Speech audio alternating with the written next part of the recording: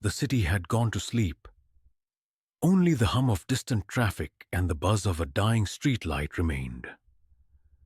Ria stood under that lamp, holding her bag tight, eyes tired after a double shift at the hospital.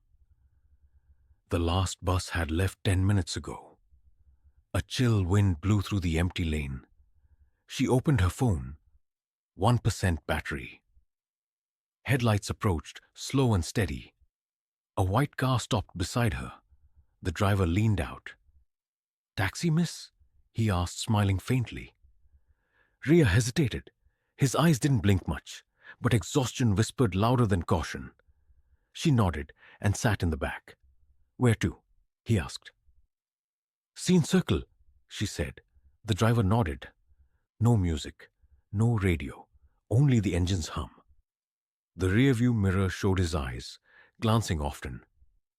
"Long night?" he asked. "Yeah, hospital shift." He smiled. "Hospitals never sleep, huh?" 20 minutes later, the scenery didn't match. "You took the wrong turn," she said. "Shortcut," he replied. But the road narrowed into silence. Factories gave way to trees. Her phone died. "You sure this is the way?" "Trust me," he said. "I drive this route every night." Her eyes drifted to the glass. Faint lines, like someone had clawed at it. She felt her throat tighten. "Could you open the window a bit?" she asked. "Better keep it closed," he said. His tone changed. Lower, final. He braked suddenly. "Why are we stopping?" "Engine overheated." He got out. Ree reached for the handle. Locked. Then she saw it. The central lock button pressed down. By no one. He came back with something in his hand. "You dropped this once." He held up her phone. Same cover, same crack on the corner. "I never—" She froze. That phone was stolen 2 weeks ago. The headlights flickered over the field. The earth behind them was uneven. Dug up, disturbed, her heart pounded. "You picked the wrong ride," he said softly. She lunged forward, hitting him with her bag, crawling into the driver's seat. The car roared through the fog. The driver's screams faded behind her, but the road looped strangely. Every turn led her back to the same spot. The field, the graves, the flickering headlights. At sunrise, villagers found the car still running. Door locked from inside. Seatbelt fastened, but no one inside. Only muddy footprints circling the vehicle, ending nowhere. Kabir worked alone.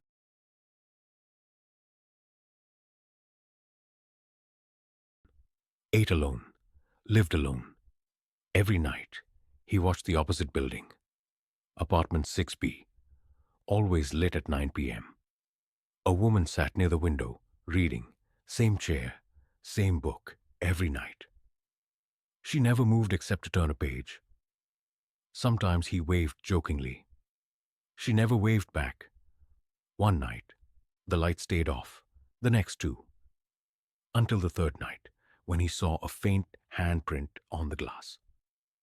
"Who lives in 6B? He asked the guard. "No one," the man said. "That flat's sealed." "What? I've seen her every night," the guard frowned. "Sealed after the murder. 2016. No one since."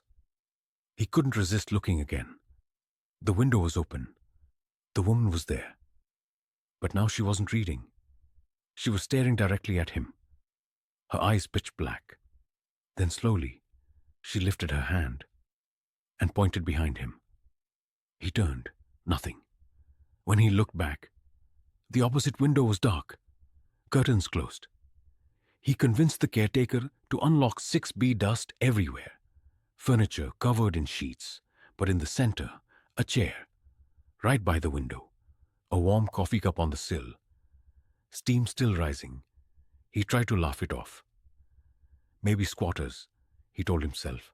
Then, in the glass reflection of the opposite window, he saw her again, sitting inside his own flat, turning a page.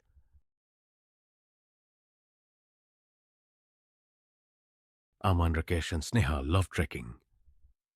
Locals warn them, don't camp in Kalighat forest. The keeper doesn't like visitors. They laughed it off. City people never believe stories. Near midnight, Aman heard humming, like an old song, too rhythmic for wind, too close for comfort. Animals? Rakesh said, but animals don't hum.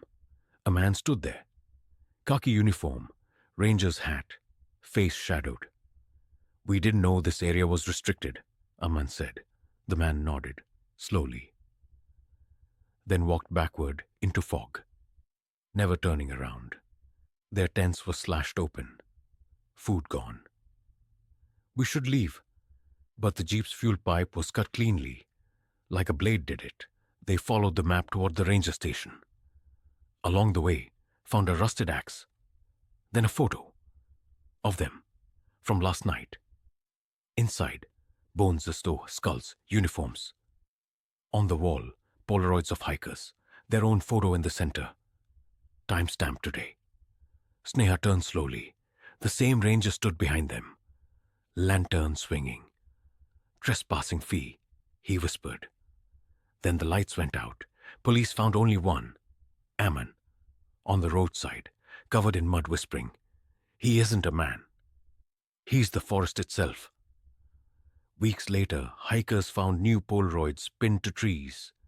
3 fresh faces, lantern glowing in the background.